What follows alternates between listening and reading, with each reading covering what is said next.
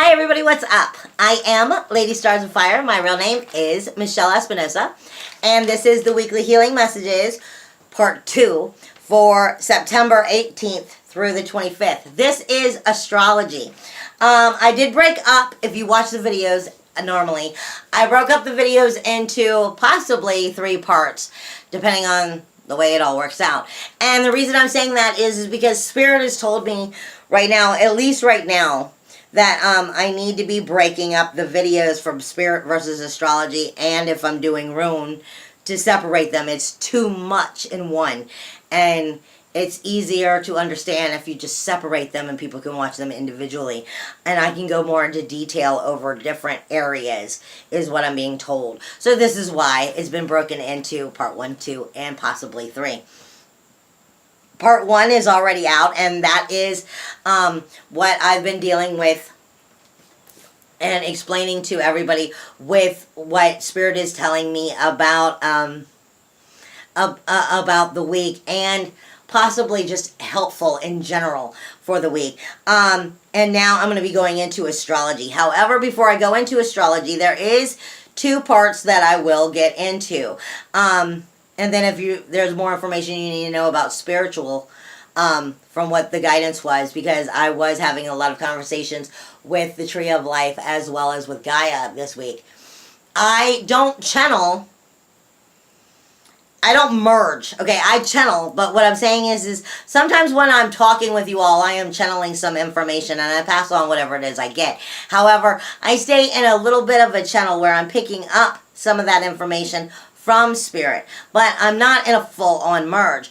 And I'm explaining this in case you don't watch Part 1, because a full-on merge for me right now is still something that I'm learning to handle. It's not that I can't do it, but it's one of those levels of maturity within my shamanism, within handling Spirit and trusting and surrender, that I am learning to be able to handle more. And I'm explaining this because they're telling me to remind people that we get where we're supposed to get on our spiritual path within our gifts and ascend into those levels of consciousness when it is we are ready, and not until.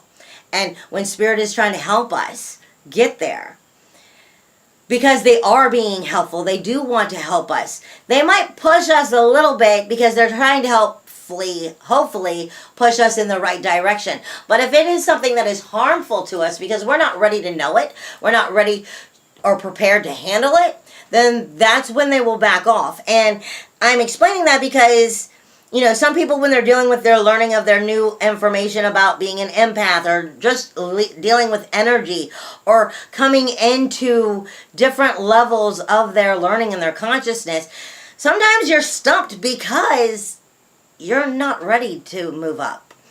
And you have to get to that place within that consciousness before you can. And I say that because for me, that channeling position, and I have to come out with this basically because Spirit's telling me it, even though this is astrology.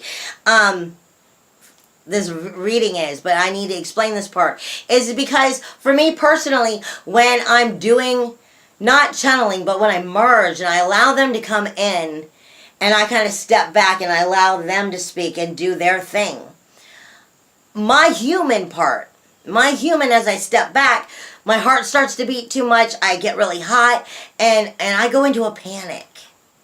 And because I go into this panic, Spirit, the Tree of Life, who I usually am channeling or merging with, and Gaia, tells me the reason that they step out and they don't stay as long is because in my panic, they know I'm uncomfortable.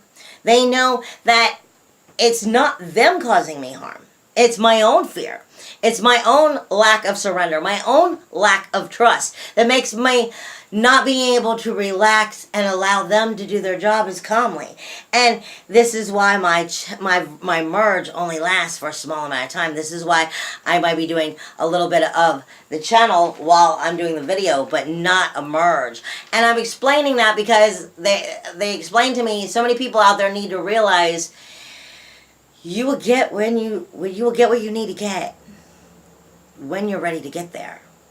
And while they're there helping you, They'll only push you so far to help you. They're not ever going to push you in a direction that's harmful to you, because we will put ourselves in that harmful position from fear and doubt as we learn to overcome what it is we're overcoming in our life. And this is part of our ascension, part of us moving into a higher consciousness. And I explained that because it's going to make sense as we go into this week's healing messages. This week, from the 18th to the 25th, there's a lot going on in astrology, and it's great stuff because you've got the new moon starting off the week on the 20th. Well, not starting off, it's on the Wednesday, and it's going to take place in Virgo. Virgo is a little anal retentive. Virgo is the finger pointer of figuring out exactly what it is wrong, and let's figure out how to make it right. Virgo is considered the virgin, and the reason it's considered the virgin is because it still does things the old-fashioned right way. It doesn't look for the quick, let me cut through the chase and just get to the end. It's not going, well, I want to go from A to D. It goes, no. In order to get to D and truly understand D, you must go through B and C. Virgo is like that, and that's why I call it the human lie detector. But it also speaks to us of our diet and our health care and our hygiene. So it talks to us about our health, which brings it into healing, period. And the new moon is bringing in new possibilities and healing forms. New possibilities for new beginnings, new goals, new starts. With it coming in to with it being in Virgo, it's going to be pointing out those proper directions of how we need to go about it if we're listening to Virgo. Now, the day before the new moon, Venus is moving into Virgo. Venus is your senses. Venus is... I don't like how people always say Venus is love, because I don't see Venus as love. Venus does have a part of love to it. It can deal with love, but it's not love. Venus is your senses. It's the feeling body. It's the emotional body. And why it is that we're emotional about it. Basically. As well as, do we like it? Do we love it? Do we want more of it? Why do we want more of it? And did it hurt me? Does it hurt? And why? Why is it causing pain? This is what I'm talking about by Venus. Venus speaks to us of these things. Venus points out to us how we can find a charming way of going about getting what we want. From love to, your furry blankets, to your candles, to, the toys that you want. And I mean toys like men in their big trucks. I'm saying those things that you desire. Venus is desire, but it also speaks to you about how to go about getting it and bringing it in. It's going to be moving into Virgo with that new moon. And it's going to be speaking to us of what it is that we do like, why we like it, how we can make that work for us, and what it is that causes us pain, what we don't like, and why we don't like it, and how we can stay the heck away from it so that we can move forward and have learned the lesson. Now, at the end of the week, on Friday, we have the equinox. And the equinox speaks to us of balance. But it speaks to us of balancing our yin and our yang. Our very feminine and masculine. Our very light and dark. Life, death. And in order for new life, rebirthing to happen, death must happen. But it's gonna speak to us of the duality in between that yin and yang energy and what is needed for the rebirthing as well. So it's gonna be a little bit picky and a little bit touchy as we come into the equinox, especially after it, because that's when the moon is in Scorpio. But I'm just walking you through it. Also, on the equinox, the sun, that same day on the 22nd on Friday, the sun itself moves into Libra. with Jupiter. Jupiter is only going to be there for like another week or two. So Jupiter is sending out all kinds of information right now of like last warning, last memos. Yo, did you listen this year while I've been in Libra? This is what Jupiter is going to be speaking to us of. Because the sun is moving into Libra, which is the universal 7th house. Relationships. Libra is balancing the scales. But Libra doesn't balance the scales, guys. Libra shows us where it's out of balance. So we have the free will to balance it. We have the opportunity to start to see where the imbalance is and how to make the correction within our relationships. And the sun is moving in, is going to be talking about your very core energy, your shine. It's everything you want to be known for and everything that you think you're known for. It's also speaking to us of, a little bit of ego, because in that core is going to be some ego energy. But it's speaking to Jupiter as well of abundance and growth and higher knowledge. It's the magnet that's going to be teaching the lesson within the relationships. And if the relationship message from Jupiter wasn't being taught this year of how to balance it, it's going to definitely be showing it over the next 2 weeks before it moves into Scorpio. And that's a whole nother subject. But it's giving its last chance. Hey, listen to me now, because maybe you didn't get this earlier throughout the year. I'm making you see it now. And like I said, it's bringing in the abundance, the growth, the higher knowledge of it. It's a magnet for those relationships and teaching us where we're out of balance so we can create balance. As well as the sun's coming in right at perfect time to show us if it's what's right for us, as well as if we're just being egotistical. Are we shining for the right reasons within these relationships? And evaluate them honestly. Okay, now, I am being told spiritually, because in part 1 I went over everything that I was told to say from Spirit, except for this. Because I was told this piece of Spirit guidance was showed to me in astrology, so they said it needed to stay with astrology. And I'm not being shown an angel. I'm being shown angles. An angle. 2 lines that come together, and when they come together, that's called the vertex. And the vertex is where the 2 lines come together to a very end point. Right, there you go, an end point. And they are telling me, if you have your own personal astrology, you might want to pull up your own chart and view it this week, because it might be pointing out if you can find the angle and the vertex that is on the left side, might help you also decipher some of that hidden information that you need to know as you are overcoming some of what it is, your own personal darkness, your own situation, so that you can, move into a higher consciousness. You can start vibrating higher. You can move into the new goals, the new vibrations that you are trying to set forth. And they're saying that vertex on the left side of your chart might help point out for you some of those things that you will be dealing with this week and hopefully overcoming. And that speaks to us also automatically of our ascendant, which goes right back to the sun. The ascendant is your core. I mean, that's why you have an ascendant sign. Okay? It is what people see you as. The ascendant is what you are ascending to, how you are moving forward in this life, and what you are moving up in, the consciousness that you are capable of moving to.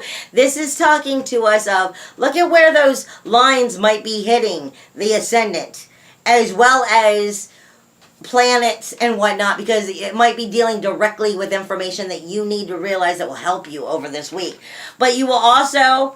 They're also telling me that the angle, that vertex, is also going to be speaking directly, universally to us of Uranus in Aries, which is in retrograde, as well as Chiron and Neptune in Pisces. So your 1st and your 12th house. Hello, beginning and end. equinox, yin, yang, light, dark. Perfect. But, and Aries is speaking to us of the bold new beginnings. Even though sometimes we fizzle out in Aries. We get a little excited, but we don't necessarily come all the way through. And this is a perfect example of why I said that, because it's Uranus. Uranus is in its last retrograde in this sign, and it won't be back to this sign once it moves in January, February, March. I think it's March. It might be May next year. Because after it comes out of retrograde, it's got a few months, and then it's moving into Taurus. But it won't be back for like 70 years. Most of you are not going to be alive that long. So these are lessons that you only have the chance to learn now. And it's speaking to you of your independence, your individuality, your inventive self, your freedom. And where it is that you're lacking in it.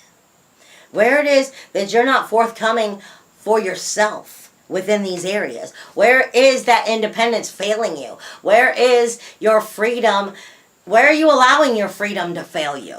Where are you allowing your inventive nature to not be forthcoming and come out and be shown? Because these are going to be part of that ascension of who you're supposed to be being. Of you already are who you are, but there's always room for us to get better. Okay? There's always room for us not to shed ego. Because ego isn't necessarily such a bad thing. It's meant to keep you in check. Make you evaluate. Make you evolve. Unless it's smarter than you and keep you in the same cycle forever. And so it's helping you to overcome yourself. Basically. And become a better version of yourself. And we're being told that this angle is going to be speaking to Uranus this week. And the vertex of that angle. As well as Chiron and Neptune. And Chiron is the wounded healer. Need I say more? It's going to be speaking to the wounded healer. I'm also being given like pulsing orange orbs right now with with like a white glow in it. And that's funny because every time I kept trying to get dressed today, I kept putting on orange and I couldn't figure out why. That's speaking to you about your creativity is what they're saying.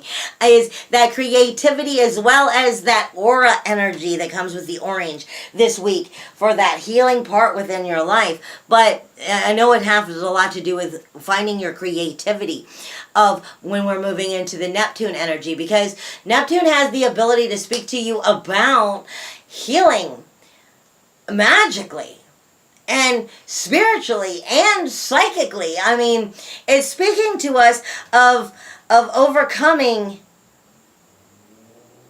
the magic that we want to hold on to that didn't work. Where something didn't work in your life and you're afraid to let go of it because you want so deeply for it to be what it isn't going to be. The equinox speaks to us also of that finalism for that change.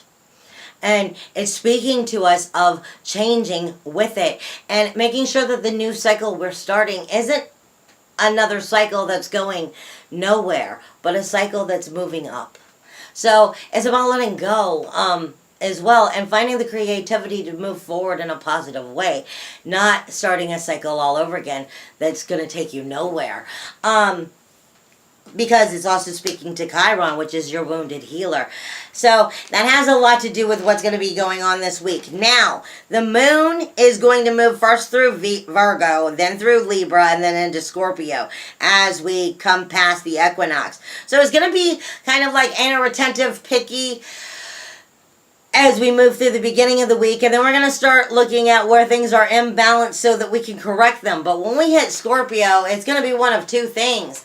That moon is going to be bringing, as you hit Saturday and Sunday, it's going to be bringing in the ability to start creating that new moon's fertility, the new moon's goals, the new moon's newness, basically. And the capability, I'm getting the creativity again, but I'm also getting white.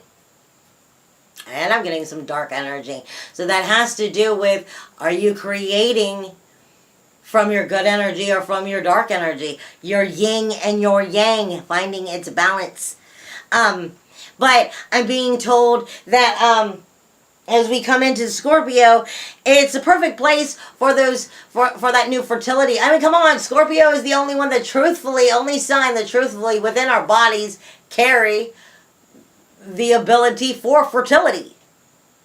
Okay, I mean it's a place for new starts. It's a sexual energy as well, but it's an emotional energy. So are you letting that emotion drive you in the right, positive, uplifting, high vibrational way, or are you allowing that negative, lower vibrations of anger and fear and doubt and betrayal even to pull you in the wrong direction? Because Scorpio, if you didn't overcome it, might take you down that wrong road if you're not overcoming it, if you're not working through it, if you're not working through it, that's because something about it hasn't been learned. It's that simple.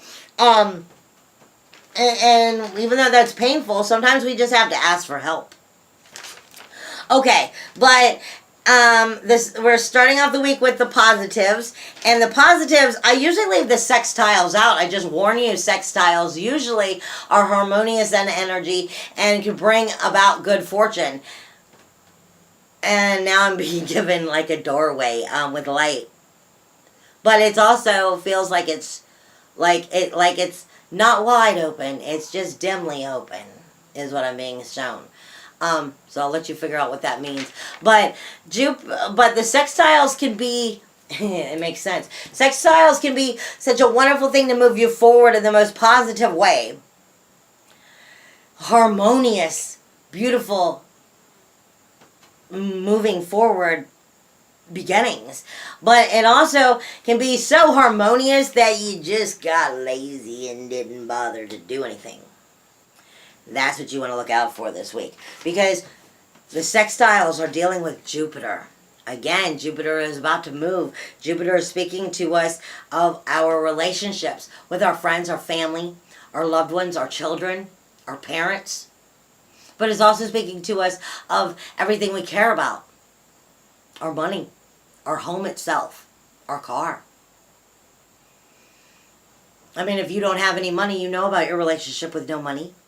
If you have no car, you know about your relationship with no car. Jupiter is going to be bringing up the knowledge that needs to be viewed and the abundance of how important it is to view it so that you can make these corrections. Because it's going to be speaking in this sextile to the North Node and to Venus. The North Node is about the ascendant.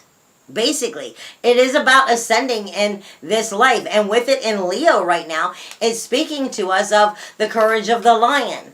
Of Leo is the lion, but it's not just the lion; it's the king of the jungle. But the king of the jungle isn't only a king of the jungle. It's not just animal-like. It's not just prideful either. I mean, the king in any kingdom is responsible for the well-being of the kingdom. So this also brings in service to ourselves, to our creativity, to our fire, as well as to others. And it's speaking to Venus, which is going to be going in between Leo and Virgo, our senses. But it's also speaking to Lilith and Saturn. This speaks to our ballsiness, because Lilith, let's face it, is ballsy. Nobody's going to tell Lilith what to do. Lilith is the dark moon, and you can't force Lilith into nothing. Lilith is going to do what she wants, but are you doing it for the soulful reason or the egotistical reason is what you need to view when you're dealing with Lilith. And Saturn is speaking to us, both of them in Sagittarius, is speaking to us with Jupiter amplifying this of what are those rules and those boundaries, and do they need to be changed? Are they set right within these areas? So this is a good chance to start to step forward boldly. As long as you're doing it for the soulful reasons. Because if you're doing it for the egotistical reasons, it's going to backfire. It always does. Now, it's also speaking in sextiles of Pluto. Pluto is death, decay, and destruction for change. For the very renewal, rebirth, and regeneration. And it's speaking to Neptune. What have I been saying? You want to make sure that your cycles are not a repeated cycle of what you did not learn. Because Neptune speaks to us of our magic, our ability to create magic, our ability to move up in that consciousness and actually do it. It speaks to us also of false creation, because we're holding on to what we shouldn't be holding on to, and we create from the negative side. So, and with it sextiling Pluto, it should be helping us let go and finalize what is gone. Finalize what doesn't serve us and leave it behind. So as long as you're trusting your intuition and your gut here, then you should be moving forward. It should be helping you out. Now, we also have a trine going on this week in Virgo. Again, the healer, the anal retentive picky finger pointer of deciding what needs to be done, is speaking to Mars and Mercury. That is your warrior. It is your aggression. It is your fire. It is your passion. And it is your communication. And it is speaking directly to Pluto as well. So this is fueling your fire of at least prepping for the new. Prepping to leave behind what it was, and maybe having the balls to finally step up and do it. But also to communicate with yourself and outwardly what it is that truly needs to be communicated, so that new foundations can be set. So you can set those new boundaries, and start to move forward and have the courage to do so. Now, we also have the same trine that I've been speaking of forever, because it's not going to end until, I believe, January, with the North Node and Aries and Uranus and Lilith and Sagittarius. This has all been talking about us about moving forward in the most positive way. The only difference going on here is Venus is now moving into Virgo. So it's going to be talking to it from pinpointing what needs to be done within those directions, which is going to help that Uranus energy move forward if you're listening to your gut and you're trusting your senses. That's what I'm saying. When you put your hand in the hot oven and you pull out a pan of cookies that's 365 degrees and the shit burns your hand, that's Venus saying, man, that shit hurt. Don't do that again. Same thing, just different category, different situation. Venus is talking to you about your senses of what it is that's great for you and good for you and makes you feel wonderful and luxury and love and compassion and all of this wonderful stuff. But it also teaches you about all of that stuff you don't want anything to do with. And you need to listen to where it don't want you to have anything to do with it, so that you can follow what it does. Basically, because it's going to really be starting to point itself out this week. Now, for the challenges, and we'll be done. I don't have too much left. The challenges are also Mars and Mercury is in Virgo, but it is also speaking to Neptune. So, in this way, those areas that you don't want to let go of, where magic is created for the false images, like holding on to nostalgia that's not real, okay, is your communication, that Mars might be bringing up that defensive wall, and Mercury might be coming out a little lashing, basically. And so you want to make sure as Neptune is showing you what isn't working and why it hasn't worked, that you don't stay in that energy. You just observe and then get out. Basically, it's a challenge for a reason. It's not meant to make you not move forward. It's meant to make you learn what kept you from moving forward, baby. Now, you've also got Venus is going to be joining that very conversation come the equinox out. And I am being shown that is going to be definitely a very important growth spurt for you if you were listening to your senses, if you're listening to your gut, if you're trusting when you know you need to walk away, if you're trusting when you know that this hurt me, this is why, and I'm not going to go down this road again. I'm not going to create this bad magic for my life. I'm not going to manifest negatively. And I'm just going to learn the lesson, and I'm going to let Mars's fire pull me in the right direction. And I'm going to communicate like an adult. And I'm going to allow Venus to tell me what we don't want in our life anymore. And I'm going to stand strong by it. Because Mars is also, like I said, Mars is your warrior. It's your inner SWAT team. It's just how do you choose to use your inner SWAT team is what's important there. And we also are getting Jupiter all week is in a challenge with Uranus. So this week, Jupiter is basically asking Uranus,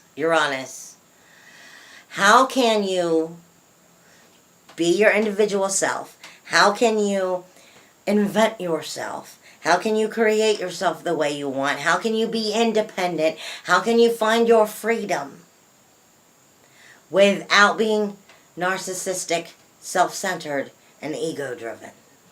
Because Jupiter is going to be trying to point out why the relationships in our life are important and where it is we're doing wrong within those relationships. So it's going to be pointing out how is it we need to find the yin and yang within ourselves. And Jupiter is going to be pointing that out. I hope you have a wonderful week.